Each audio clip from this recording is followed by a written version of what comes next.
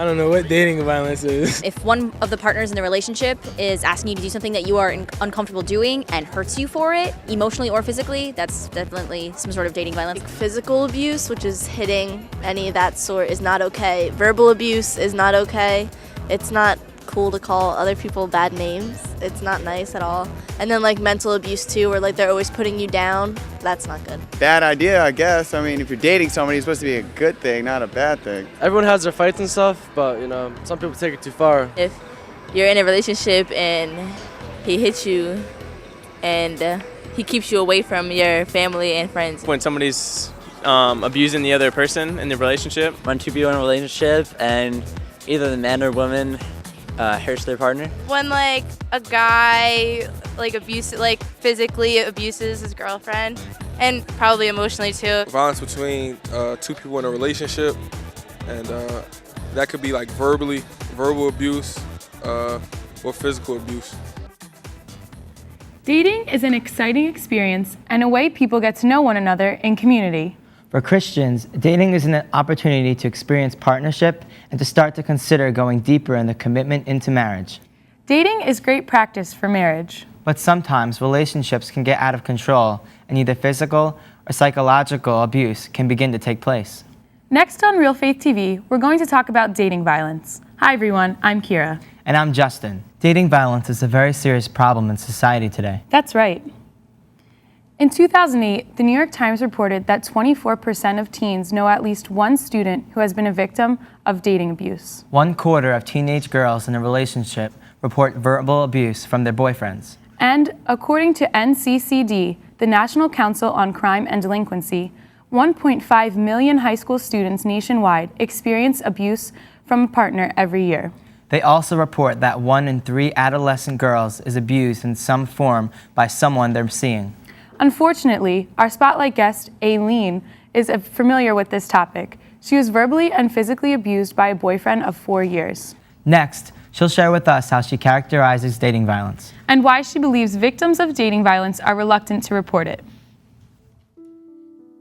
To me, dating violence is very oftenly mistaken for just physical violence. It can be anything from the way you speak to someone, the tone of voice that you can intimidate them, the way that you control them. Many times it starts with something as simple as, but I don't want you to go there, and you feel like, I love this person, so I want to do whatever it takes to make them happy, and you don't realize that you're being influenced by them because they want to control you. You want to always feel like you're being respected in your relationship. There's a lot of girls that I knew, for example, in high school, when I would hear that these friends of mine were going through certain situations, and I remember telling myself, I would never tolerate that if a guy ever lays his hand on me, and you know, it happens. I think a lot of things can be nipped in the bud from the beginning, you know, like, hey, don't talk to me like that. I didn't appreciate your tone of voice. Once they understand that what they're doing is incorrect, they'll either stop or they keep going, and then it's your decision how to act upon that. Sometimes it's just as simple as letting them know. Sometimes it's not. Men are also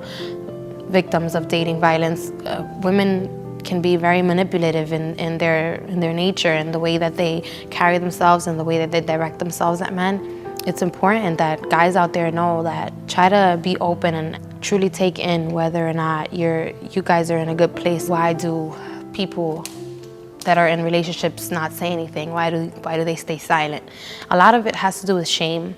A lot of it has to do with the fact that you think they love me, so they're gonna change and it's gonna get better. It has a lot to do with you don't want the people around you that care for you to know about the situation because you don't want them against the person that you love. You want them to support your relationship, and you don't want them to tell you, don't be with him. You don't want to hear that because you're in denial about the situation yourself. There was many times where I found myself when we were having altercations, and it was like an out-of-body experience, like this is happening again, and I'm taking it again, and it would get very frustrating, and I didn't know how to handle the situation. If there's a problem, like you need to do something about it, and it's your choice to get out of the relationship. So I think she has a lot of good stuff to say. Yeah, I agree.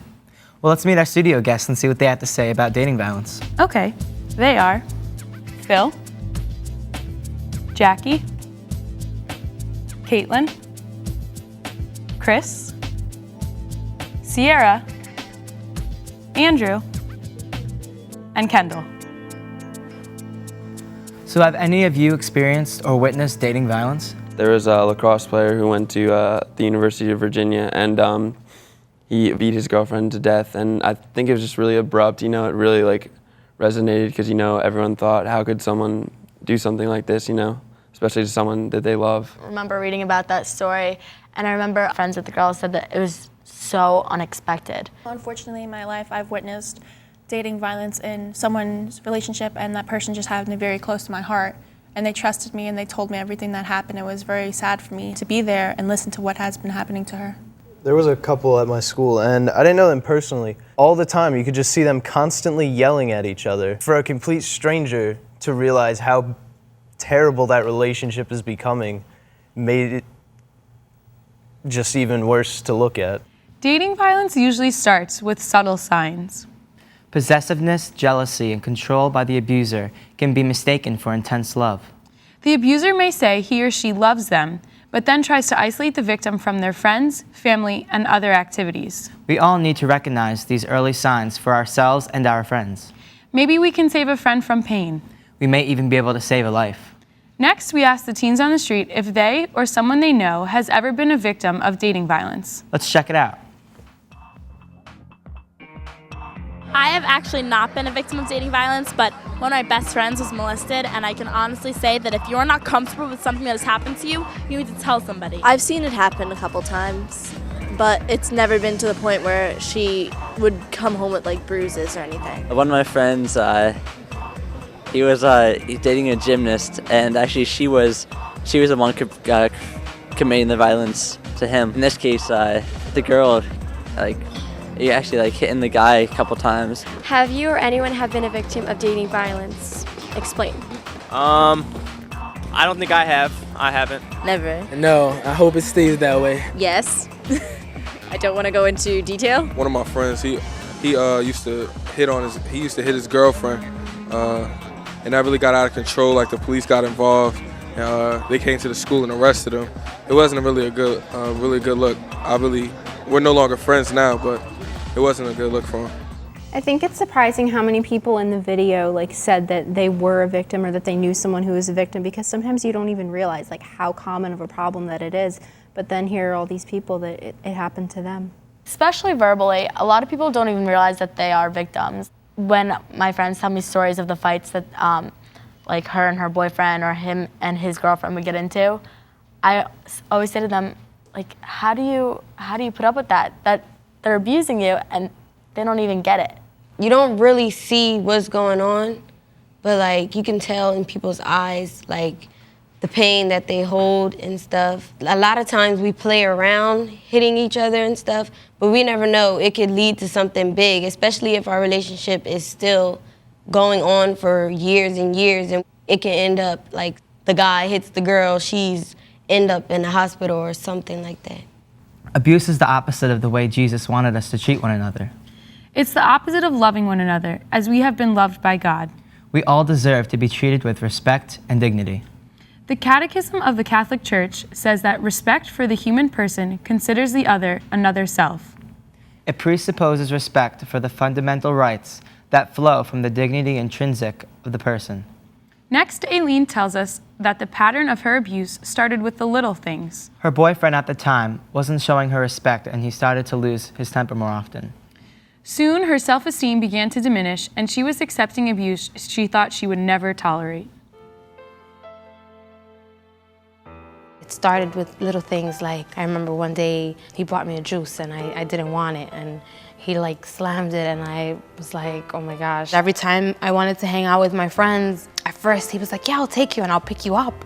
And then it turned into, oh, but I wanted to hang out with you today, and I'll cancel on my friends and I'll hang out with him. And then I realized every time I wanted to hang out with my friends, he wanted to hang out with me. So I tell him, no, I'm gonna spend time with my friends, and he'll show up at my house and be like, if you go out with them, it's over. I found myself getting frustrated because I was losing myself. The first time that we got into sort of physical was after an argument. He pulled my hair.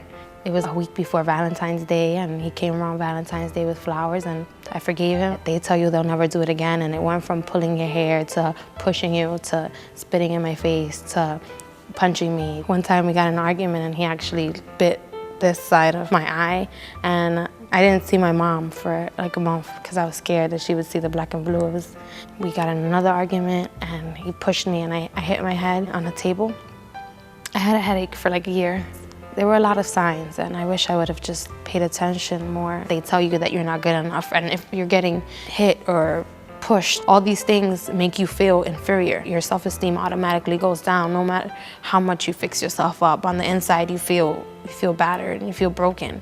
You don't realize your self-worth. I'm thankful I'm out of this situation. Definitely get closer to God and then get closer to people who are close to God, because it's not about just hitting, like, oh, he hasn't hit me, he just screams at me. When people speak to you in a degrading manner, if you're constantly told all your life you're ugly, you're worth nothing, you're gonna believe it. When you're in a relationship and a person's not respecting you with words and in actions, you need to really meditate and try to think, where's this relationship going? Is it in a good place? Is it heading somewhere positive? Is it heading somewhere negative?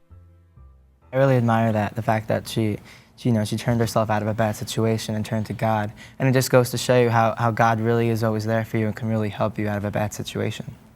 If you kind of let any type of abuse slide, it makes it okay the next time. It makes the other person continue it. So you really do need to speak up. The low self-esteem and the low confidence level of yourself it makes you afraid to speak out. So you don't want to tell anybody tangible that's right there in front of you. But the best way to get that off your chest maybe is to pray and tell God, because he is always there and he's not going to tear you down. One thing we can also do besides praying is remember that God made us all with human dignity, with self-dignity, and that we're worth something to God. I think a lot of girls get caught up in the word love, that we don't actually realize that actions speak louder than words. I agree. I think that when someone's saying, oh, I love you, it's a lot easier to make excuses for them. It's okay if he hits me because I know that he loves me, when really that's not true at all. You just need to get out of that relationship because it's hurting you. First, we need to find a relationship with God, and it won't lead to any violence or nothing.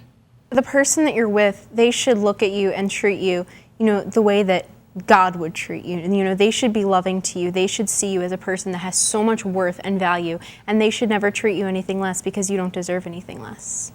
Demi Kusha was a cheerleader in a Pennsylvania high school in 2007. She was only 16 when her 18-year-old ex-boyfriend stabbed her to death in her own house. Her father, Gary Kusha, has been active for pushing for a Pennsylvania bill requiring dating violence education from grades 7 to 12. He believes his daughter might be alive today if she had been educated about dating violence. She may have gotten the help she needed before it was too late. There are many reasons victims of dating violence don't tell anyone or report their abuse. It's important to get the help you need before the violence escalates. Next, the teens on the street tell us why they think victims of dating violence are reluctant to report it.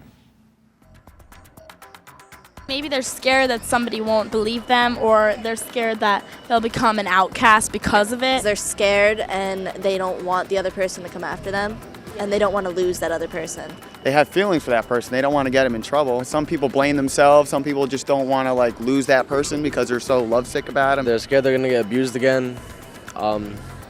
It's not something you really want to bring out in the public if you love someone. They don't want to be embarrassed that their spouse is abusing them at all. They do still care about their partner, so they're scared of the consequence of them. Humiliation is a factor. I guess because they're scared. They are scared of what might happen to them or their family. First of all, most likely the dude probably knows where the girl live at. They probably scared. They just want to leave it at that. They don't want to get the cops involved. Mostly because if they tell somebody, they're afraid that the person, victim, who's really abusing them is gonna come after them, and it may be even worse the next time. Sometimes I guess it's seen as a normal to report abuse, and also some people don't like to draw attention to themselves when they feel like they can handle it. So that's why they're reluctant to talk about it, or they're just afraid to talk about it because they're afraid that the person who is hurting them will hurt them more if somebody else finds out about it. Probably because the other person has so much control over them that they just don't want to, they're just too scared to report it. Aileen wishes people would be less ashamed to report abuse. Next, she tells us that in her own experience, by keeping the abuse from her family, she ended up pushing them away. To this day, she is still working on building that relationship back up. I didn't tell my family. The way my family found out was, it was my birthday, and we went out with friends to celebrate. He was mad at me. I don't know why. He just walked over to me and he pulled my hair in the place where we were. The security came, escorted him out. One of the security guards there knew him, and so they thought that even though their job is to secure me, that I should go out because he was waiting for me. And my friends were like, no, you're not going out there. We waited long enough, hoping he had left. We dropped my roommate off. I told her, because I knew his habits, we're not gonna come to a full stop, but you need to just jump out and leave, because he's gonna be around there and he might follow us. I was gonna sleep at my friend's house in Yonkers. Halfway to Yonkers, my cousin is like, I see him. And he was calling, telling her to pull over, and he was telling me to tell her to slow down and for me to get out of the car. And I didn't want to get out of the car because I knew what it was gonna lead up to. She was going really fast, and it was raining. And she tried to act like she was going straight, and she turned last minute, and we crashed straight into a pole. By the sound of the screeching and the crash, he heard where we were, and he found us. And by the time he got there, she was out. My leg was stuck in the car. I couldn't get out. He started screaming at her and cursing at her, and I remember thinking, oh my God, he's gonna hit her. And I was so afraid that I don't know with what strength I managed to pull my leg out and like jump out the car. She called her parents, and her parents are friends of my parents. So we had to tell them we got in an accident because my boyfriend chased us because he was abusive. I wish people would be less ashamed to tell people when they're going through things, because you push a lot of people away trying to keep that secret because it's not something you're proud of. To this day, I'm still working on a relationship with my family because I really pushed them away throughout that time. It was 4 years. It was 4 years. Like I said, we need to find that relationship with God, and then also we need to find that relationship with ourselves, and we need to learn to love ourselves, because once we love ourselves, we won't be scared and we won't be afraid and embarrassed to go out and tell someone that we're close to or the police about the abuse that's going on. Go to a friend, go to a family member, a parent. I mean, it's going to be hard to talk about something like that, but it's worth it because they're people that love you and they're going to help you. Yeah, and in the aftermath, definitely getting help, whether it be spiritual help or therapeutic help, that's a lot of psychological damage, whether it be both physical and psychological. And recovering from that can take a while, and especially heal like the wounds in your heart and in your mentality. Taking the strength that you had to foster to tell someone is always going to be there with you, just like your faith, just like God, just like your spiritual life is always going to be with you. What you take and what you learn from the past experiences and your past relationships can only help you in the future. You're always going to take with you, you know, that self-confidence, and although like there may be things that may steer you away from relationships in the future, like you just need to have that strength that you can like persevere through it. If someone comes to you with this problem, or you see your friends going through this, being gentle with how you approach it, or what they say, or how you maybe suggest to them that they should seek help or talk about it or work through it or something, that's really important. I totally agree. Being very gentle is definitely the key, because when someone's in a relationship with them, they're going to trust them. And even if they're your friend, they might trust their partner more. And so what you're saying might actually offend them. If they do kind of open up to you, make sure you ease them towards help. If we love ourselves, why should we hide the fact that someone's hitting us? You're right. I mean, because we were created in the image and likeness of God, and we have to acknowledge that, yeah, we are important and we deserve to be treated with respect. And if someone's not treating us that way, then we need to tell them or tell someone else about it. And if we are afraid, one thing we need to do is pray for strength to be able to go out and tell someone that, oh, this person's hitting me. And I think that if someone doesn't look for help or doesn't seek help when they're in an abusive relationship, I think if someone recognizes that they're in like this bad situation, you know, they need to step in and, you know, stand up for the person if they can't stand up for themselves. Counseling and therapy will most likely be needed to help those who suffer serious abuse, but faith and prayer can also be a great source of comfort and support in any case. Next, we asked the teens on the street how they thought prayer and faith can help victims of dating violence.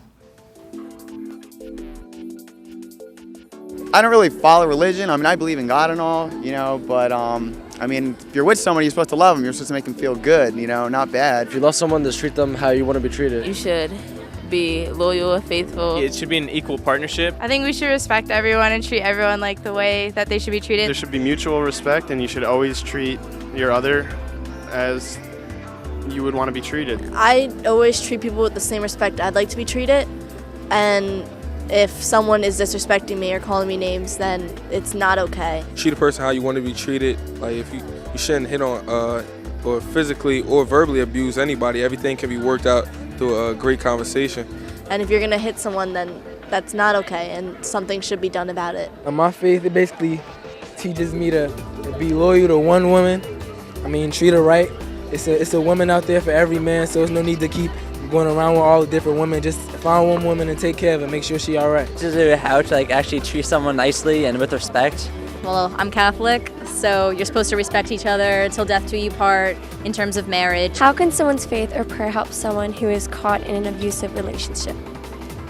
Maybe it would get them to tell someone about it and not keep it a secret. I don't know if I believe in God, but I believe in hope. So if you're praying, it's kind of like whether you know what you're praying to or whether what you're praying to is real, it's kind of like a positive influence. Praying is always good. Somebody's, beliefs in God can help them overcome pretty much anything, So if you're in a bad spot, I guess you can look to God as giving you guidance, someone to look over your shoulder and say, somebody cares about me, you know what I mean? And I know that this is wrong. God's telling me right now, this isn't where I should be. I should move on. It gives you somewhere to turn to and someone to look up to. God really answers all prayers in a certain way.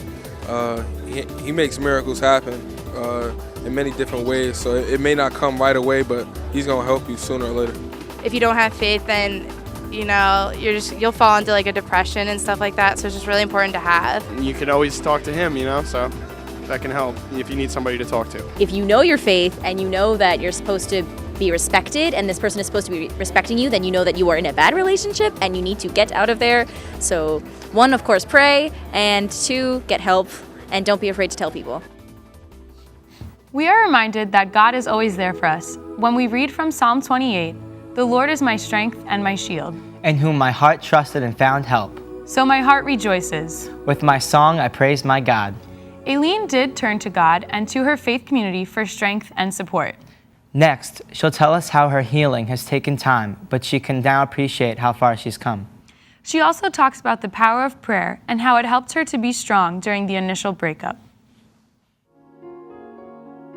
I invited him to a church event once. He never stepped inside. He was just outside watching me the whole time. As people came up to greet me and give me hugs, he got really upset. And he just came up to me and he grabbed my face, kind of shook me and told me that it was hard for him to watch other people show me love when he loved me so much. He basically excused himself and he left. At that moment, I realized I want to help him, but I'm hurting myself, and God doesn't want that for me. I left it at the cross, and He wants to rid me of that. So I can't keep putting myself in these situations.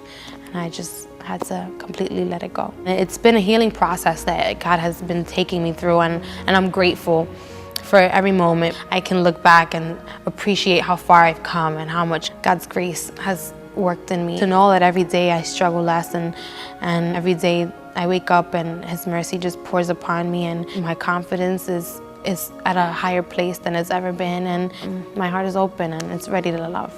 My faith helped me get through this tremendously. I don't know any other way where someone can get away from the situation without some sort of understanding that there's someone there by your side, and who better than God Himself. God gave me strength to not pick up the phone. I had to pray every day. Through prayer and through asking God for strength and the Holy Spirit to guide me and to do God's will and not my own, it's the only thing that gave me the strength to stay away. Before that, it was just constantly going back and going back and going back. It's just constant prayer and faith that God is with you, and God is love, and abuse is not love, so you need to stay away from it. The Catholic faith teaches a lot about respect between couples, and especially in marriage. It's a partnership, and there has to be respect amongst each other. One of the commandments is to love your brother. Abuse isn't a way to love your brother. Yeah, God never gives us anything that we can't handle. He knows all the potential that's inside us. So we just need to ask him for strength to get through those struggles that we have. If someone ever raises their hand to you, you need to raise your voice to someone else. And even if you're not strong in your faith, you need to know that there's love somewhere there for you. If you suffer from domestic violence anywhere, in any aspect of your life, someone loves you. Dating violence is real and it's serious. And true love is never abusive. The Catechism of the Catholic Church teaches that abuse does injury to justice and charity. It is a sin against each other and against the larger community because it diminishes the dignity of other people. Share the facts about dating violence and educate your friends on the topic. Be aware of the red flags that are precursors to dating violence. And don't be afraid to intercede with a friend who you think may be a victim. You never know when your show of concern and love can help someone who is being abused. If you or a friend is a victim of dating violence, get help from a trusted adult, counselor, or law enforcement officer. For immediate help, contact the National Teen Dating Abuse Helpline at 1-866-331-9474 or go to loveisrespect.org. And don't forget to stay in touch with us at realfaithtv.com. Or follow us on Twitter. Finally, we know that abuse is not love. And we are reminded in 1 Corinthians what love really is. Love is patient, love is kind. Love is not jealous. It is not pompous, it is not inflated. Love is not rude. It does not seek its own interests. Love is not quick-tempered and does not brood over injury. Love does not rejoice over a wrongdoing, but it rejoices with the truth. Love bears all things, Believes all things, hopes all things, and endures all things. So be sure to recognize what love is and isn't when you're dating. So that when or if the time comes when you are ready to marry, you will be able to find a spouse who truly loves and respects you. Thanks for watching. We'll see you next time on Real Faith TV. God bless.